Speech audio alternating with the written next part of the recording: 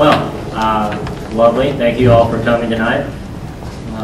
Justin and I have worked together for the past 2 or 3 weeks putting this together, and it's actually been quite awkward, kind of a fun experience because we've been working together closely, but on the other hand, I have no idea what Justin is going to say to any of you tonight. And so while considering what I could say to you, I thought long and hard about the arguments that I could bring forth. And then I realized that it is not my job to prove to anyone that God does not exist. In fact, I don't think that's possible. You are never called upon to prove a negative, and for very good reason. To say that it is my responsibility to prove that there is no God is a fallacious shift of the burden of proof onto the skeptic.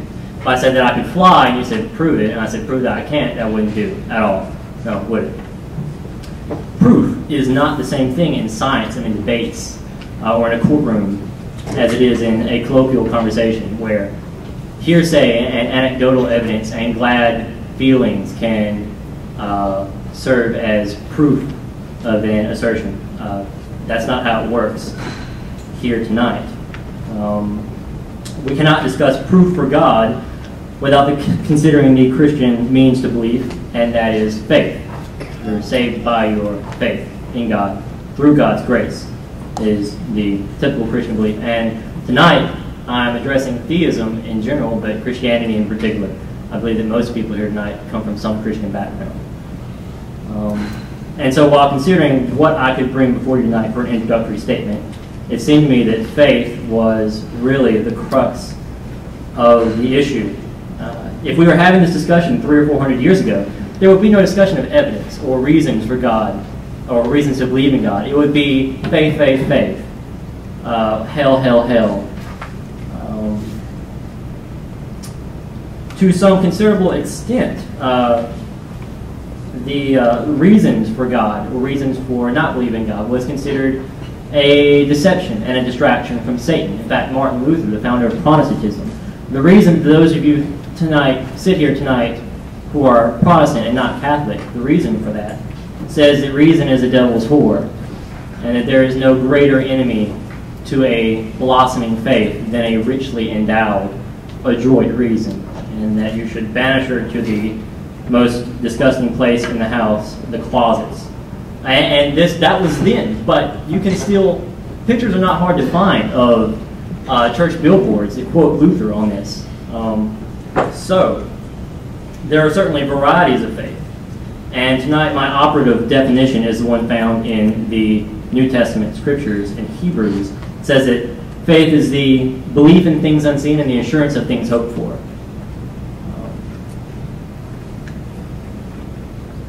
I understand this in the very unscientific time that it was written and that it emerged. And I take it to mean the belief in things that you have no evidence for. Because for those people in that time, seeing was evidence for something. Consider the difference between moderates and fundamentalists. If you ask a fundamentalist why they believe in God, they'll give you a claim like, I believe in God because Old Testament prophecy is validated by New Testament events. And this is an evidentiary claim. That's not a faith-based claim. I'm asking you, why do you believe in God? You say, I believe in God for this reason. This is my evidence. If you ask a moderate, and by moderate I mean someone who doesn't really take religion seriously, someone who might go 2 or 3 times a year. You know these people, those of you who go to church. You see them on Easter, you see them Christmas, and that's when they're there. If you ask them why they believe in God, they will say something to the effect of, well, my family and I like to go to church now and then. It gives our life purpose or meaning. It makes us very happy. Or they'll say, I wouldn't want to live in a universe where God does not exist. That is faith. That's not evidence.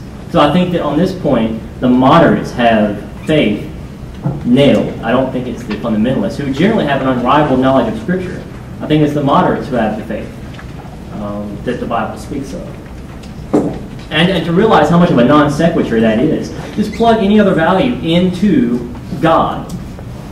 Say a diamond the size of a refrigerator. It's buried in your backyard. Why do you believe in this? Oh, well, my family and I, we go to the backyard and we enjoy digging. We have a good time. You don't want to take that away from us, do you? Or I would not want to live in a universe where there was not a diamond buried in my backyard. It's a complete, it does not follow. If you have evidence for the existence of your God, it hardly requires faith to believe the things that he's telling you. There is a difference between faith in God and faith that God exists. Where you can have faith in God, you must believe that he exists, and that is faith that God exists. Faith, I do not believe, and I submit to you tonight, is not a valid means to truth or knowledge in any degree. It bothers me, actually, when religious people of faith ridicule people from other faiths and say, oh, well, that's silly, when their means to their belief is the very same as the Christians. And when Christians disagree, they end up dueling with Scripture, and it's ridiculous. And I wish you could see yourselves.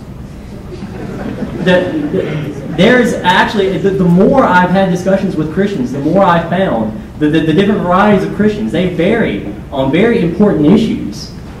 But the one thing that they all have in common is they all spout the same true Christian rhetoric. And they all have little ways of differentiating themselves. I'm a Christ follower, I'm a disciple, reinventing themselves, it seems every 10 years or so. But your vehicle to your belief is the same as people of other religions. And so faith cannot solve the issue. If you claim to know anything, it can only be through your reason. If you claim to have some kind of sixth sense that entitles you to knowledge that is beyond reason, you should be prepared to explain yourself. Otherwise, the skeptic is justified in remaining skeptical. Many assert that God is beyond reason, and they only tend to do this when someone raises a reasonable argument against God. It's like, God is beyond reason, God is beyond the universe, yada, yada, yada. But these same people assert that they have a relationship with this God. How can you have a relationship with an being that was beyond reason, that was beyond your understanding? You can't have it both ways. God is either beyond reason or he isn't. These people typically use this argument to duck reasonable criticisms of their belief. Why bother making a reasonable argument that you would want to persuade someone that theism is true? What would persuade them if not reason? Yet God is beyond reason. Again, you cannot have it both ways. A willingness to believe in something without reason and evidence is, by definition, irrational. It makes a belief in anything possible, as you can see by the different religions that are faith-based. You cannot all be right, you can all be wrong. And it makes anything possible, because your beliefs influence or inform your actions. And not only do they influence your actions, they influence your future beliefs as well, do they not? Knowledge is structured.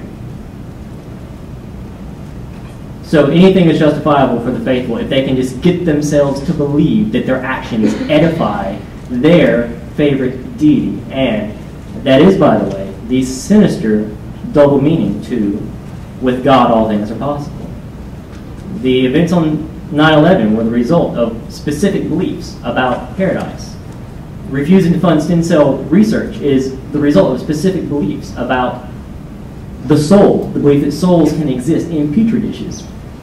So we cannot overlook the differences of faith-based claims, and through that understanding, the illegitimacy of faith-based claims. And with that, I'm going to submit the rest of it. I'm out of time. Very much.